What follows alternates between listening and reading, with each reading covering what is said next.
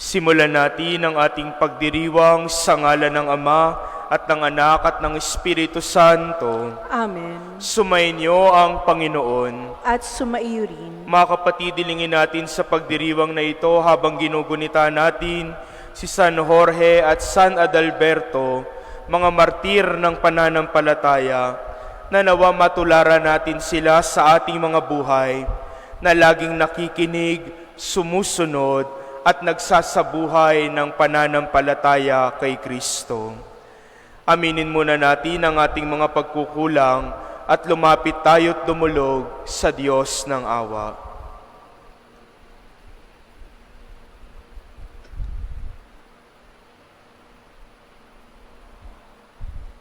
Panginoong Hesus, Ikaw ang daan patungo sa Ama. Panginoon, kaawaan mo kami. Panginoon, kaawaan mo kami. Kristo Jesus, Ikaw ang tinapay ng buhay. Kristo, kaawaan mo kami. Kristo, kaawaan mo kami. Panginoong Hesus, Ikaw ang mabuting pastol. Panginoon, kaawaan mo kami. Panginoon, kaawaan mo kami. Kaawa nawa tayo ng makapangyarihang Diyos, patawarin tayo sa ating mga kasalanan at patnubayan tayo sa buhay na walang hanggan. Amen. Manalangin tayo.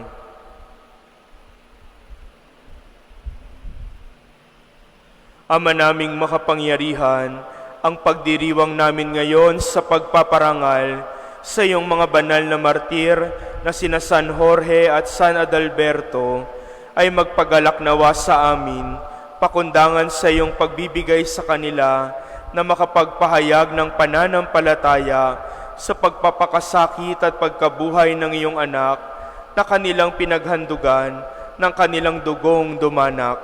Iniluluhog namin ito sa pamamagitan ni Jesucristo kasama ng Espiritu Santo magpasawalang hanggan. Amen.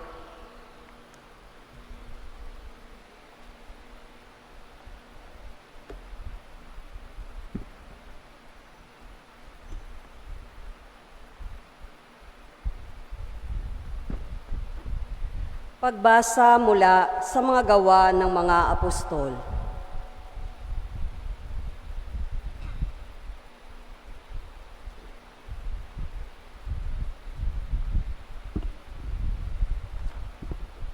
Nung mga araw na iyon, ang mga mananampalataya ay nagkahiwa-hiwalay dahil sa pag-uusig na nagsimulang patayin si Esteban. May nakarating sa Phoenicia, sa Chipre at sa Antioquia. Saan man sila makarating, ipinangangaral nila ang salita. Ngunit sa mga Hudyo lamang, subalit may kasama silang ilang taga-Chipre at taga-Sirene, na pagdating sa Antioquia ay nangaral naman sa mga Griego ng mga mabuting balita tungkol sa Panginoong Hesus. Sumakanila ang kapangyarihan ng Panginoon at maraming naniwala at nanalig sa Panginoon. Nabalitaan ito ng simbahan sa Jerusalem, kaya isinugo nila sa Antioquia si Bernabe. Nang dumating sila roon, ay makita ang pagpapala ng Diyos sa kanila. Siya'y nagalak at pinagpayuan silang lahat na manatiling tapat sa Panginoon. Mabuting tao si Bernabe, puspos ng Espiritu Santo at matibay ang pananampalataya, kaya marami siyang nadala sa Panginoon. Nagpunta si Bernabe sa Tarso upang hanapin si Saulo.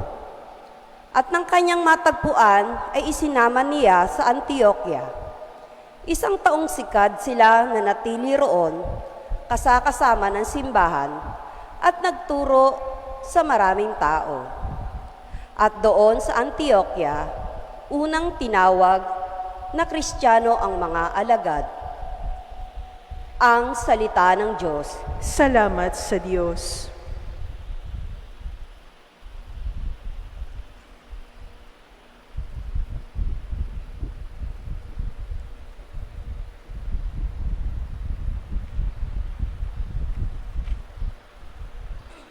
Purihin ang tanang bansa, ang Panginoong dakila. Purihin ng tanang bansa ang Panginoong dakila. Sa bundok ng Siyon, itinayo ng Diyos ang banal na lungsod. Ang lungsod na ito'y higit niyang mahal sa alinmang bayan ng angkan ni Jacob. Kaya't iyong dinggin ang ulat sa iyong mabubuting bagay, o lungsod ng Diyos. Purihin ng tanang bansa ang Panginoong dakila. Pag itinala ko, yaong mga bansang sa iyo'y sasama, aking ibibilang ang bansang Ehipto at ang Babilonya. Ibibilang ko rin yaong Filistia, Tiro at Ethiopia. At tungkol sa Siyon, yaong sasabihi, ang lahat ng bansa ay masasakupan, siya'y palalakasin at patatatagin ng kataas-taasan.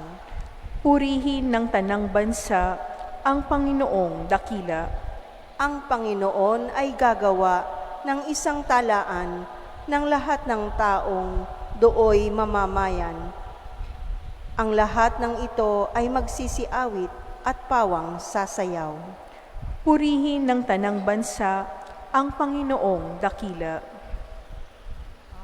Alleluia, alleluia, alleluia, alleluia. Ang tinig ko'y pakikinggan ng kabilang sa aking kawan, ako'y kanilang susundan. Alleluia, alleluia, alleluia, alleluia.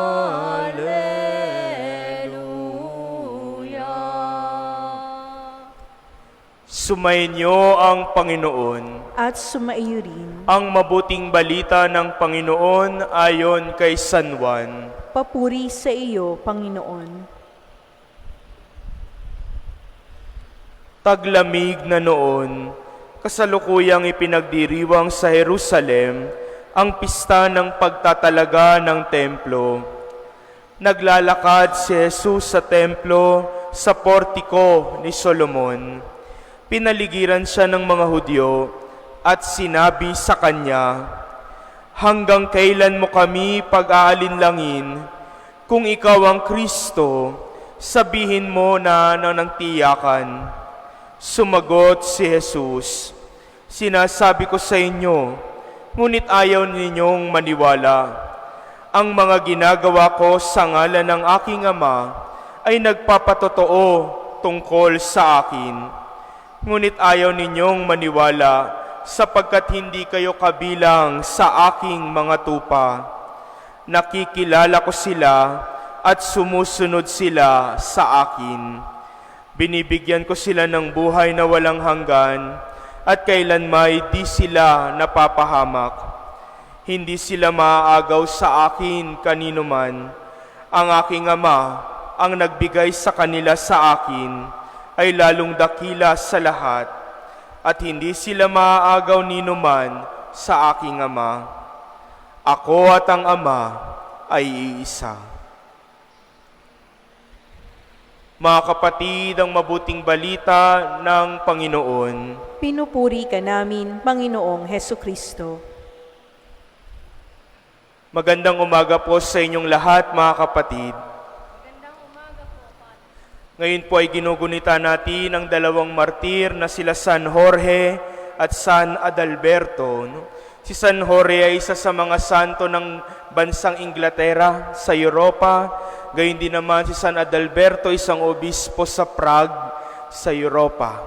Sila ay mga nag-alay ng kanilang buhay, alang-alang sa pagtatanggol sa pananampalataya, pagtatanggol sa mga itinuturo ni Jesus, pamumuhay sa kabutihan, kabanalan, at pagsunod sa kalooban ng Diyos.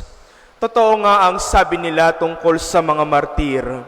Ang dugong dumanak na dugo ng mga martir ay siyang binhi ng pananampalataya. Yan ang nakita natin sa ating unang pagbasa. Ang dugo at ang buhay na inialay ni Esteban, alang-alang sa pagtatanggol sa pananampalataya kay Jesus, ang naging simula, ang naging binhi, para patuloy na lumaganap at ipahayag ang pananalig kay Jesus, ang kaligtasan ng lahat. Hindi na nagawang kublihin pa ng mga Kristiyano ang kanilang pananampalataya. Hindi na nila kayang itago pa ang kanilang nararamdaman. Bagkus kahit na may takot at pangamba, kahit na mayroong pag-uusig, patuloy na ibinahagi ng mga Kristiyano sa lahat ang pananalig at pananampalataya kay Jesus. Pinahayag nila ito sa iba't ibang dayo, sa iba't ibang lugar, sa iba't ibang bansa.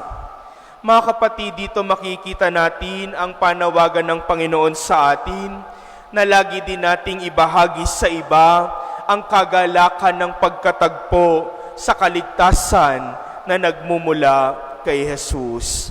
Ang mga Kristiyano sa unang pagbasa ay hindi lang nagbabahagi sa pamamagitan ng salita, bagkus ipinapakita nila sa gawa at ipinapahayag nila sa pamamagitan ng kanilang pang-araw-araw na pamumuhay kung ano ang sinasabi, kung ano ang itinuturo ni Jesus bilang daan ng kabanalan, bilang daan ng kaligtasan. At yan ang tinutukoy ni Jesus sa Ebanghelyo na mga kabilang sa kanyang kawan. Ang mga tupa ng mabuting pastol ay laging nakikinig sa salita ng Diyos. Nakikinig hindi lang sa pamamagitan ng tenga, bagkus nakikinig sa pamamagitan ng puso. Anong ibig sabihin ng pakikinig kasama ang puso? Kapag nakikinig ka at gamit mo ang puso mo, hindi lang pumapasok sa tenga, bagkus nakikita sa pamumuhay. Sapagkat ang pinakikinggan ay binibigyan ng pananalig, pagtitiwala at pananampalataya. At dahil naniniwala at nananalig ka, ikaw ay sumusunod kay Jesus. Yan ang mabuting tupa na sinasabi ng Panginoon sa ating Ebanghelyo. Nakikinig at sumusunod sa akin ang aking mga tupa. Nawa mga kapatid, ito rin ang maging inspirasyon natin sa pang-araw-araw nating buhay. Na habang nakikinig tayo sa salita ng Diyos, habang nakikinig tayo sa mga aral ni Jesus, ay nagsusumikap din tayo na maisabuhay ang kanyang mga itinuturo.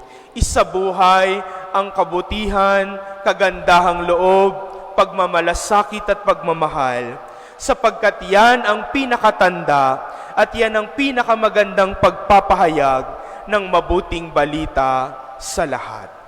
Tularan natin si Jesus. Inialay niya ang kanyang sarili, alang-alang sa pagmamahal at sa kabutihan ng kanyang mga tupa.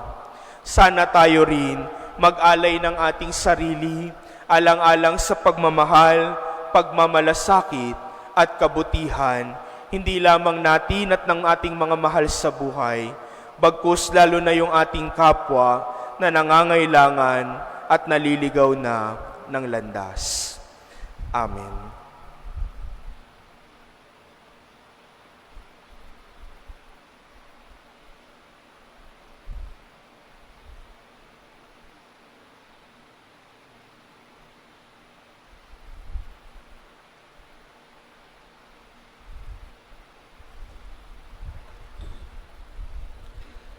Pinagkakalooban ng Diyos ng buhay na walang hanggan, ang mga tupang laging nakikinig at sumusunod sa mabuting pastol na siyang mga kabilang sa kanyang kawan.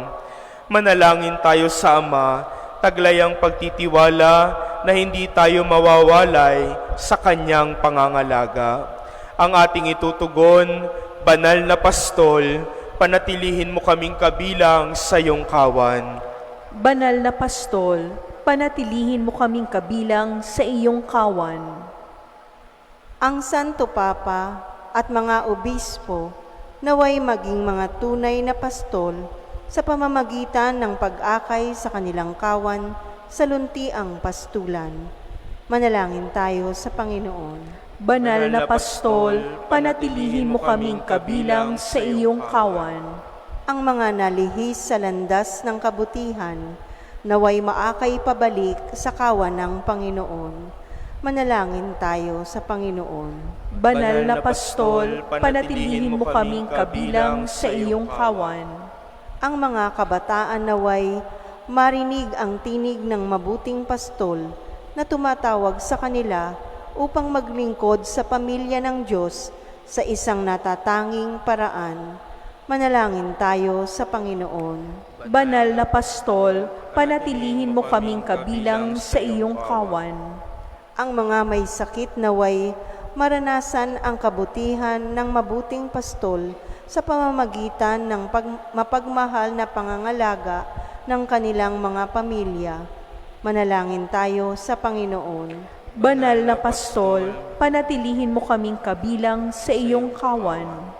Ang mga namayapa naway akayin ni Kristo, ang mabuting pastol, upang sila ay makarating ng ligtas sa tahanang walang hanggan.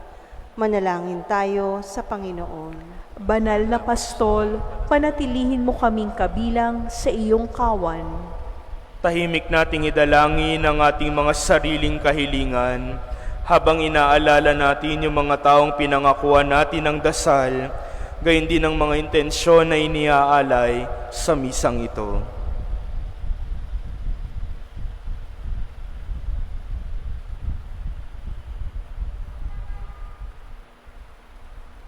Manalangin tayo sa Panginoon. Banal na pastol, panatilihin mo kaming kabilang sa iyong kawan.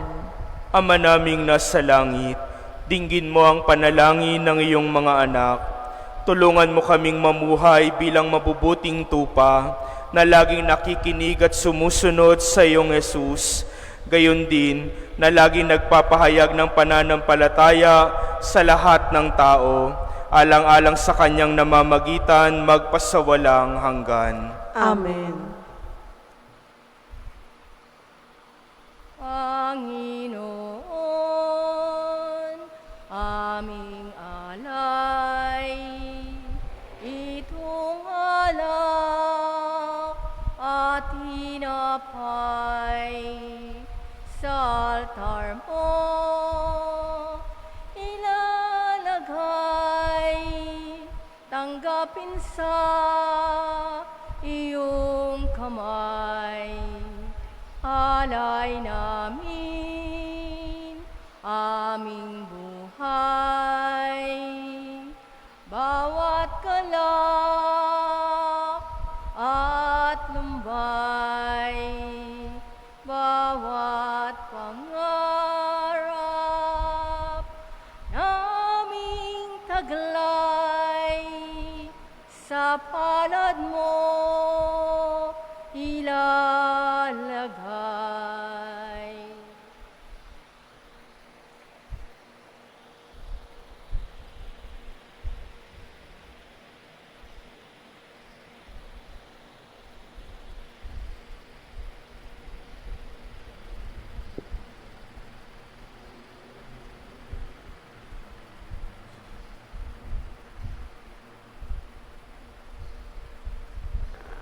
Manalangin kayo mga kapatid upang itong ating pag-aalay ay kalugdan ng Diyos samang makapangyarihan.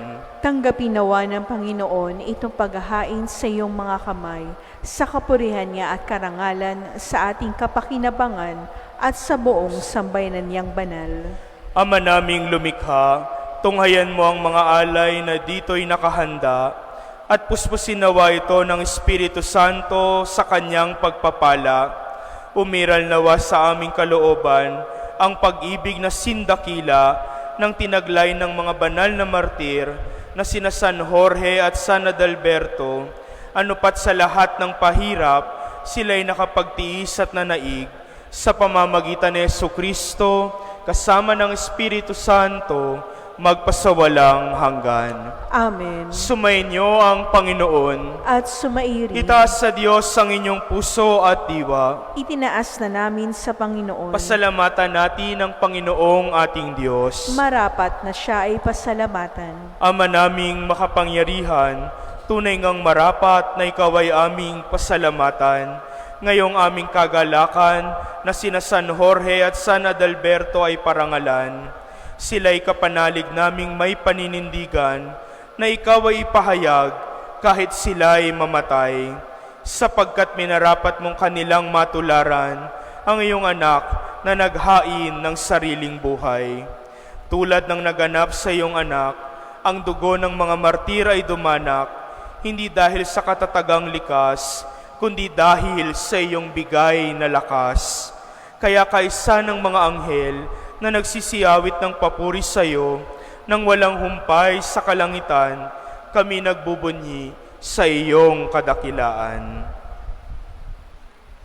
Santo, Santo, Santo Panginoon Diyos ng mga hukbo, napupuno ang langit at lupa ng kadakilaan mo, hosana sa kaitaasan.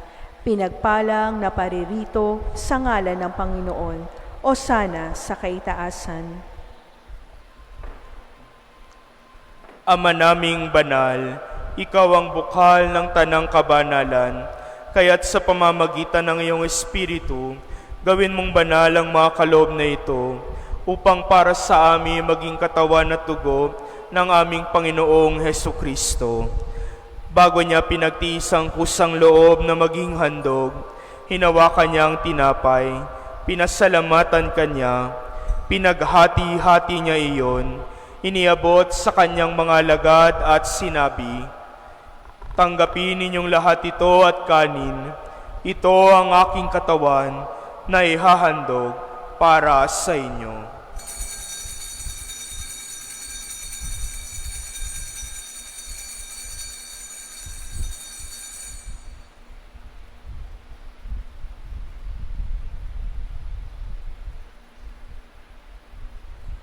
Gayon din naman nung matapos ang hapunan, hinawakan niya ang kalis. Muli kanyang pinasalamatan, iniabot niya ang kalis sa kanyang mga alagad at sinabi, "Tanggapin ninyong lahat ito at inumin. Ito ang kalis ng aking dugo, ng bago at walang hanggang tipan. Ang aking dugo na ibubuhos para sa inyo at para sa lahat, sa ikapagpapatawad ng mga kasalanan. Gawin ninyo ito sa pag-alala sa akin."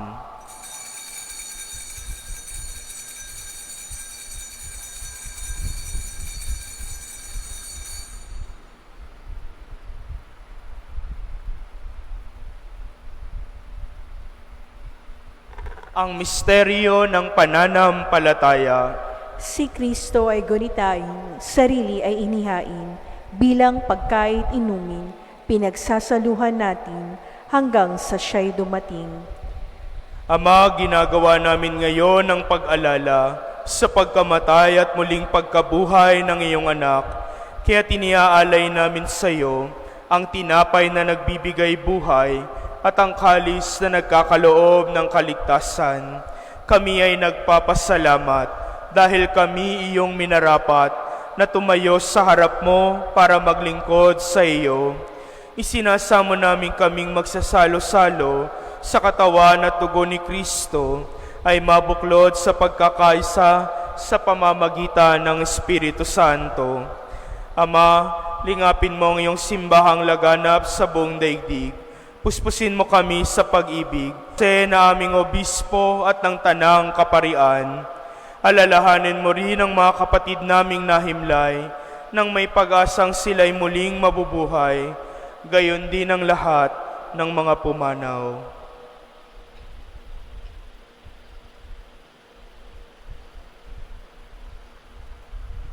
Kawan mo sila at patuloyin sa iyong kaliwanagan.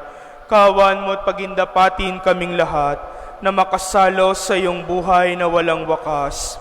Kaysa ng mahal na Birheng Maria na ina ng Diyos, ng kabiyak ng kanyang pusong si San Jose, kaysa ng mga apostol, ni San Jorge at San Adalberto at ang lahat ng mga banal na namuhay dito sa daigdig ng kalugod-lugod sa iyo. May pagdiwang nawa namin ang pagpupuri sa ikararangal mo sa pamamagitan ng iyong anak na aming Panginoong Hesukristo. Sa pamamagitan ni Kristo, kasama niya at sa Kanya, ang lahat ng parangal at papuri ay sa iyo, Diyos samang makapangyarihan, kasama ng Espiritu Santo, magpasawalang hanggan. Amen. Amen. Amen.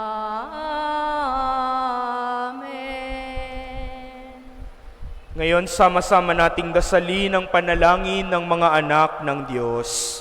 Ama namin, sumasalangit ka, sambahin ang ngalan mo, mapasamin ang kaharian mo, sundin ang loob mo, dito sa lupa para ng sa langit. Bigyan mo kami ngayon ng aming kakanin sa araw-araw, at patawarin mo kami sa aming mga sala para ng pagpapatawad namin sa nagkakasala sa amin, at huwag mo kaming ipahintulot sa tukso, at iadya mo kami sa lahat ng masama. Hinihiling namin kami adya sa lahat ng masama, pagkalooban ng kapayapaan araw-araw, iligtas sa kasalanan at ilayo sa lahat ng kapahamakan, samantalang aming pinananabikan ang dakilang araw ng pagpapahayag ng tagapagligtas naming si Hesukristo. Sapagkat iyo ang kaharian at ang kapangyarihan at ang kapurihan magpakailanman. Amen. Panginoong Hesukristo, sinabi mo sa iyong mga apostol, kapayapaan ang iniiwan ko sa inyo, ang aking kapayapaan ang ibinibigay ko sa inyo. Tunghayan mo ang aming pananampalataya at huwag ang aming pagkakasala. Pagkalooban mo kami ng kapayapaan at pagkakaisa ayon sa iyong kalooban, kasama ng Espiritu Santo, magpasawalang hanggan. Amen. Ang kapayapaan ng Panginoong muling nabuhay, naway laging sumainyo. At sumaiyo rin. Magbigayan kayo ng kapayapaan sa isa't isa.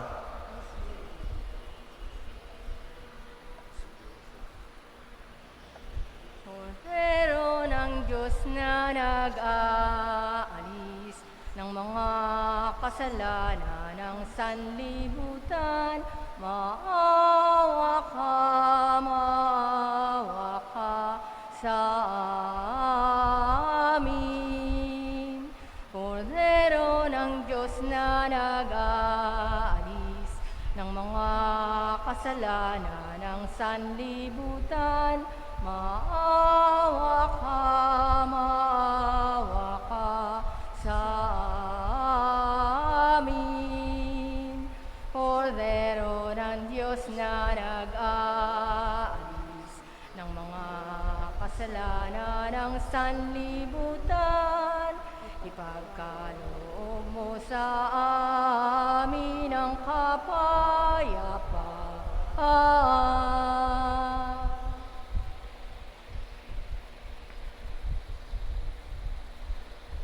Narito si Jesucristo ang mabuting pastol. Siya ang kordero ng Diyos na nag-aalis ng mga kasalanan ng sanlibutan. Mapalad tayong inaanyayahan sa kanyang piging. Panginoon, hindi ako karapat-dapat na magpatuloy sa iyo, ngunit sa isang salita mo lamang ay gagaling na ako.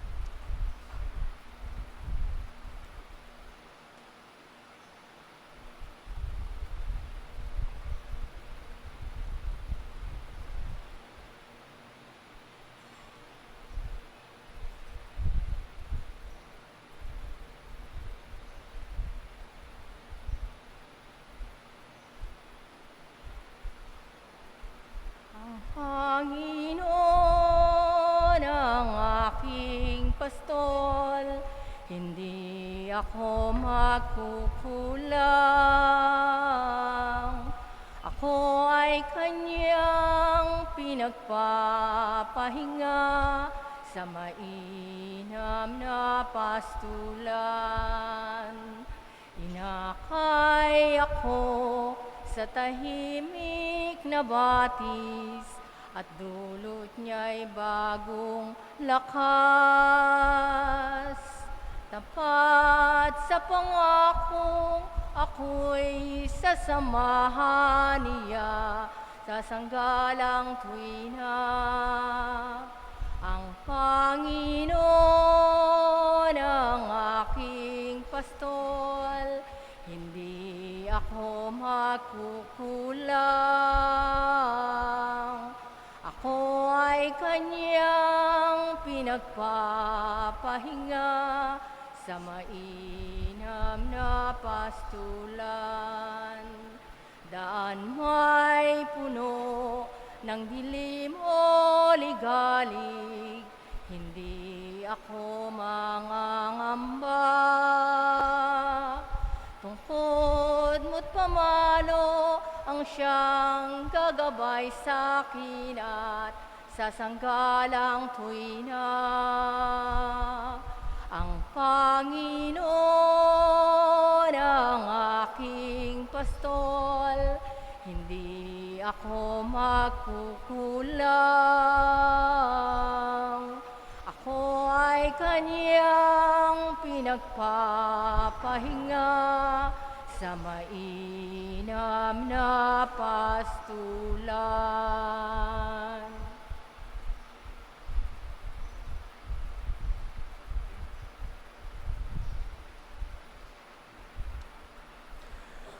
Manalangin tayo.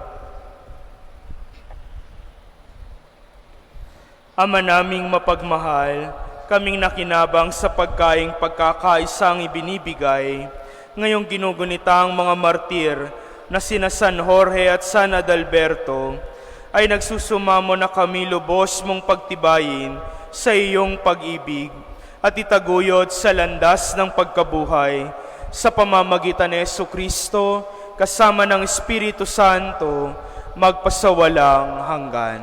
Amen. Mga kapatid, sundan at tularan natin ang halimbawa nila San Jorge at San Adalberto. Lagi tayong makinig at sumunod sa kalooban ng Diyos upang ang ating pamumuhay ay maging pagpapahayag ng kaligtasan at mabuting balita ni Jesucristo. Sumainyo ang Panginoon At sumaiyo at rin. pagpalain kayo at ang inyong pamilya ng ating mapagmahal na Diyos, Ama, Anak at Espiritu Santo. Amen. Tapos na ang ating pagdiriwang, humayo tayo sa liwanag ni Kristong muling nabuhay. Aleluya, aleluya. Salamat sa Diyos. Aleluya, aleluya.